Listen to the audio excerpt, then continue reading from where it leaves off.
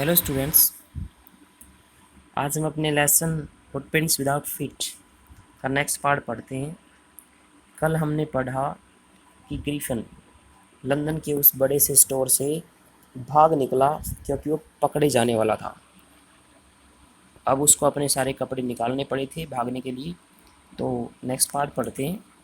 This time he decided to try the stock of a theatrical company in the hope of finding not only clothes but also something that would hide the empty space upon his shoulders. This time इस बार he decided उसने निर्णय लिया to try कोशिश करने का। Stock होता है भंडार घर ऑफ ए थिएट्रिकल कंपनी नाटक कंपनी।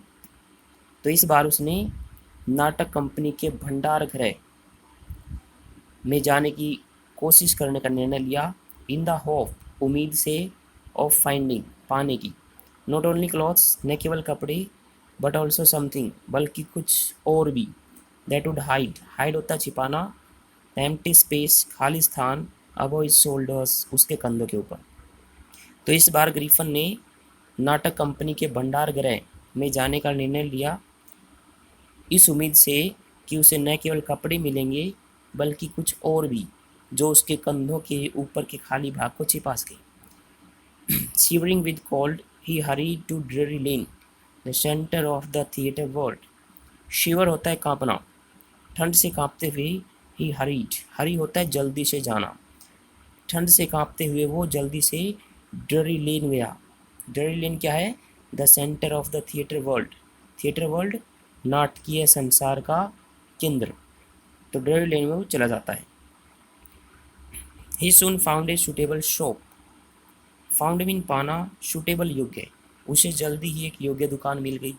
ही made his way, make way होता है जाना, वो गया इनविजिबल अदृश्य होकर, अपस्टेयर्स सीढ़ियों के ऊपर, एंड केम आउट और बाहर आया, अ लिटल लेटर थोड़ी देर बाद, वियरिंग बैंडेजेज, बैंडेज होती है पट्टियाँ, पट्टियाँ बांधे, अराउंड हिज फॉरहेड अपने सिर के चारों तरफ। तो वह अदृश्य होकर सीढ़ियों के ऊपर गया और थोड़ी देर बाहर आया, अपने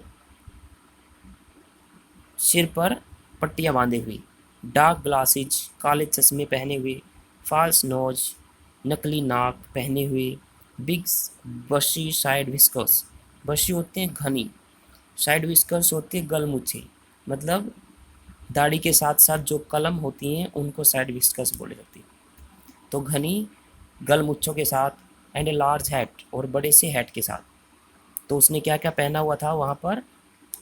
उसने अपने सिर के चारों तरफ पट्टियाँ बांधी हुई थी, काले चश्मे लगाए हुए थे, नकली नाक लगाई थी और घनी और बड़ी गलमुच्छे लगाई थी और एक बड़ा सा टोप लगाया पहना हुआ था।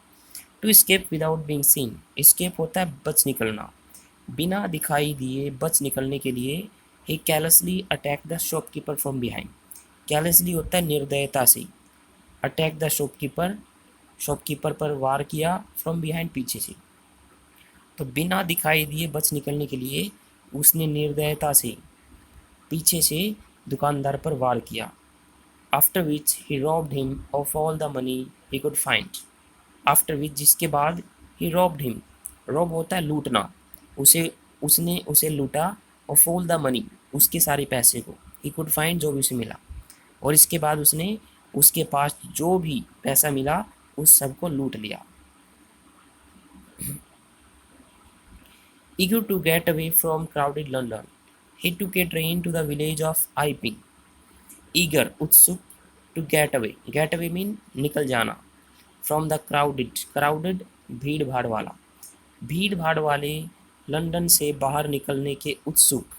ही took a train to the village of Iping, उसने आइपिंग गांव के लिए एक ट्रेन पकड़ी।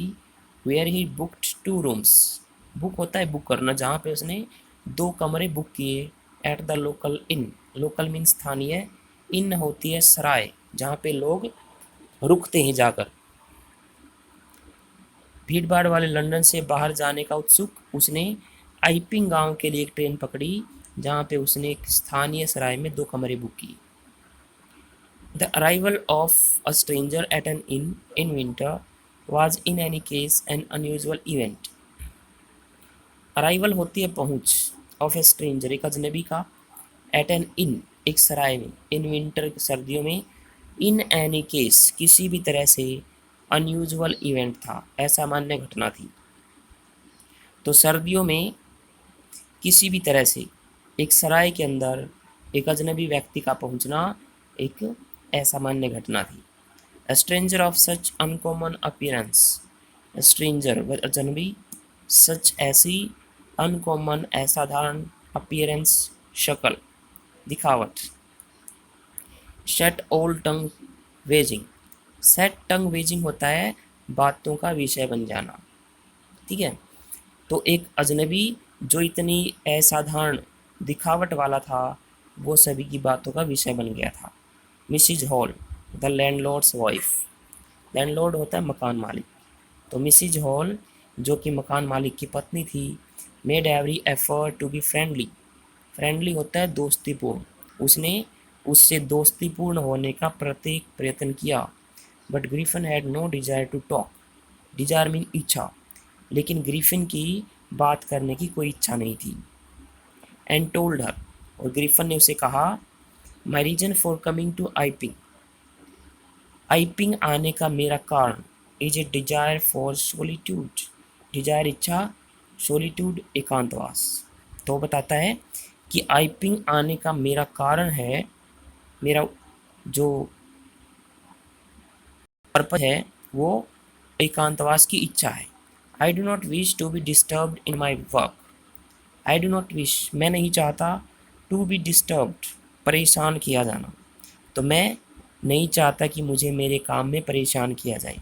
Besides in addition to this, इसके अलावा, an accident has affected my face, affect होता है प्रभावित करना, इसके अलावा एक दुर्घटना ने मेरे चेहरे को प्रभावित कर दिया है। तो यहाँ तक हमारा लेसन है, इसके क्वेश्चंस के आंसर हाईलाइट किए गए हैं, इनको लिख लेंगे और याद करेंगे।